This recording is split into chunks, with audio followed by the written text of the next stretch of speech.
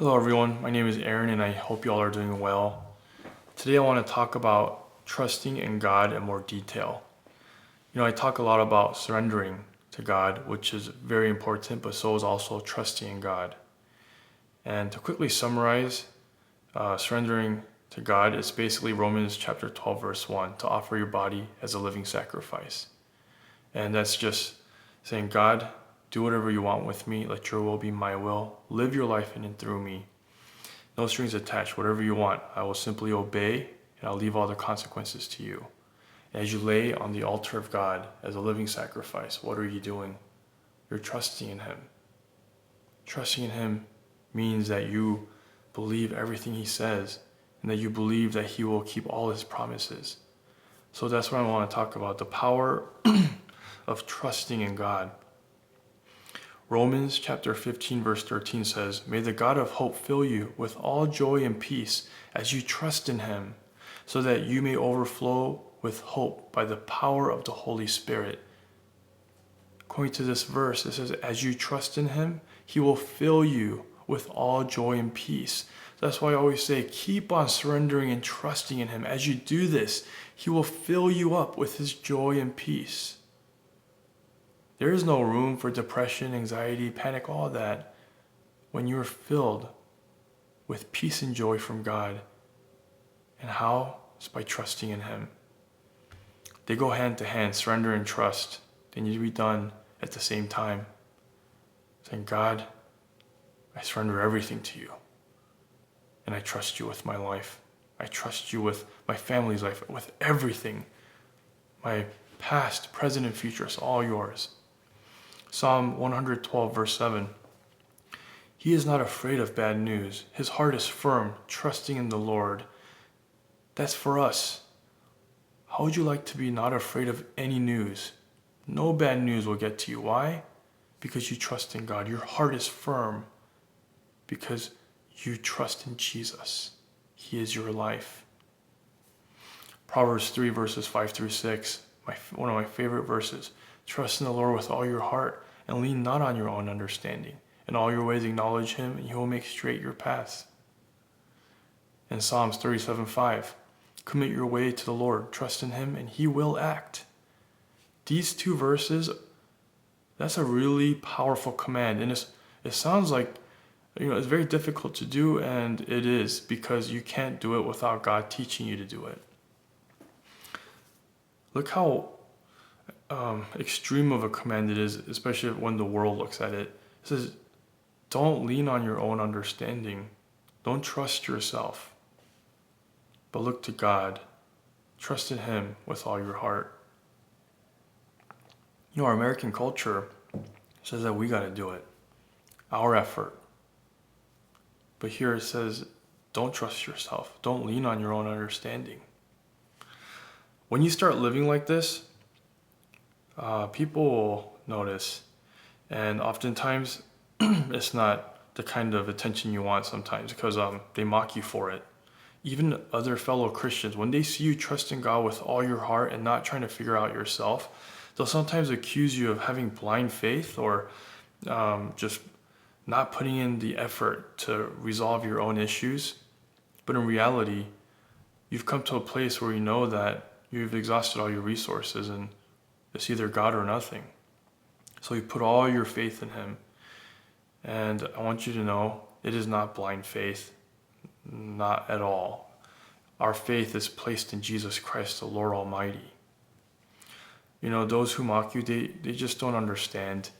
And, a lot of times we've all been there where it seems like blind faith even towards humans. Like when we're small children and we're in trouble or we need help, we'll run to our parents. We just know that they'll take care of our needs, right?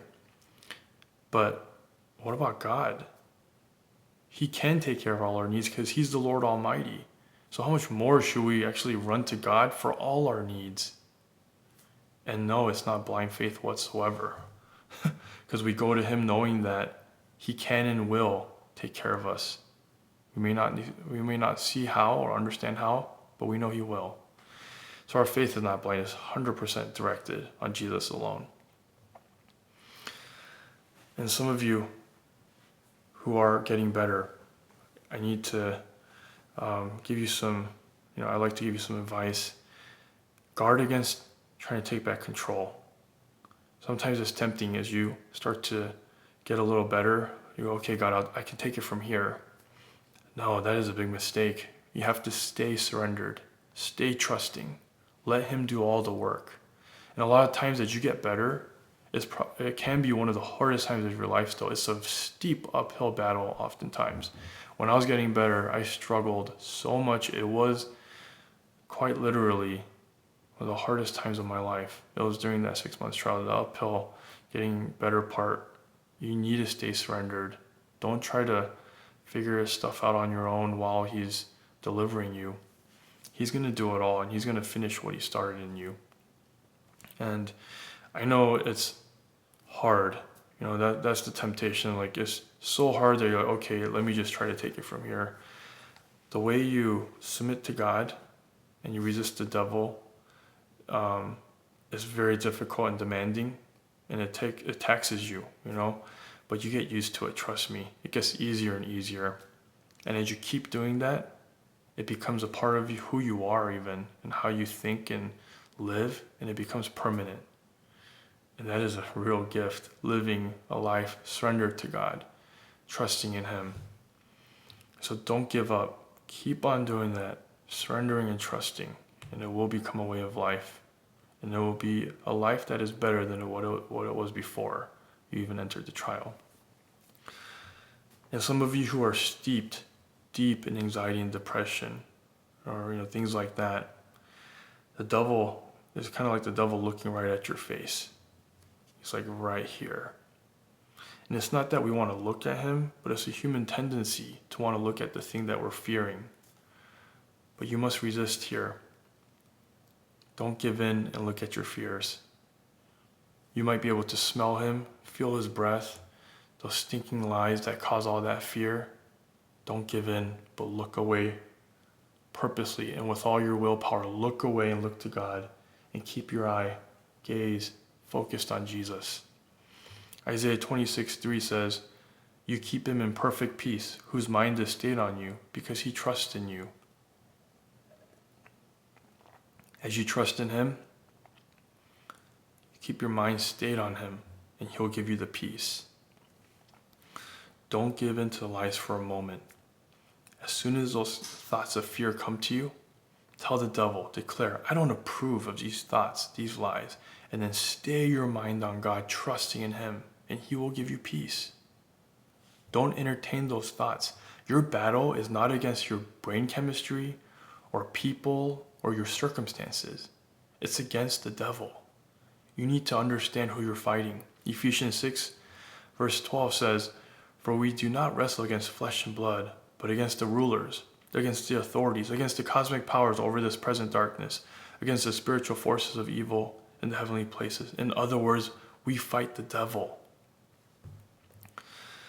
If you're struggling a lot right now, though, and you're trying to fight the devil yourself, that's what you're doing, actually. You're trying to fight him yourself if you're struggling really bad right now.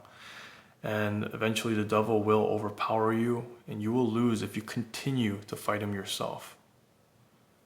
But as you surrender and trust in God and give the battle over to him, the devil will find himself fighting God and not you anymore. And he will have no choice but to flee. But you must surrender and trust and give the battle over to him, over to God. James 4:7, "Submit yourselves therefore to God, resist the devil and he will flee from you." That's how to win spiritual warfare in 2 sentences. Submit yourselves therefore to God. Surrender to him. Acknowledge you can't do it. You need him. And then resist the devil. Don't listen to his lies and replace it with the word of God, God's promises, the truth. Remember Romans 8:28. Always meditate on that. Know that he works everything for your good, including this hardship. This hardship, God may be allowing it to train you to fight, to resist the devil. In Judges chapter 3, verses 1 through 2, God allowed some of Israel's enemies to stick around. They were a big source of hardship for Israel, like the Canaanites and the Philistines. And here's what this text says, Judges chapter 3, verse 1 and 2. Now these are the nations that the Lord left to test Israel by them, that is, all in Israel who had not experienced all the wars in Canaan. It was only in order that the generations of the people of Israel might know war, to teach war to those who had not known it before. So God let those Canaanites and Philistines stay so that he could use them to teach his people to fight. The same way these hardships of yours, God may have allowed them into your life to teach you to fight, to resist the devil, to open your eyes that this war is not against people, flesh and blood, it's against evil spirits. And he's showing you the power that you have in him to pick up the armor of God, to resist and to take back grounds from the enemy. And how do you do it? Surrender and trust. I hope that never gets old. That's the way to victory. Remember, back to Judges, Israel, they didn't learn to fight by trusting in their strength or skills or any clever tricks. They learned by surrendering and trusting in God to fight for them. Just think of Jericho. They didn't use any siege weapons or any clever tricks. They just trusted in God. God told them to march around 7 times and blow their trumpets. And God tore down the walls and gave them victory. The same way, that's what he does for us. He fights for us as we surrender and trust in him. I want to end with an observation that Tim Keller made. When the apostle prayed for his friends, he never once prayed for their circumstances to be changed. You're in your circumstances for a good purpose, and God is working it for your good. And through surrendering and trusting, he will give you the victory, and you will have rest. So endure, hang in there. Jesus is enough for all of us. God bless you.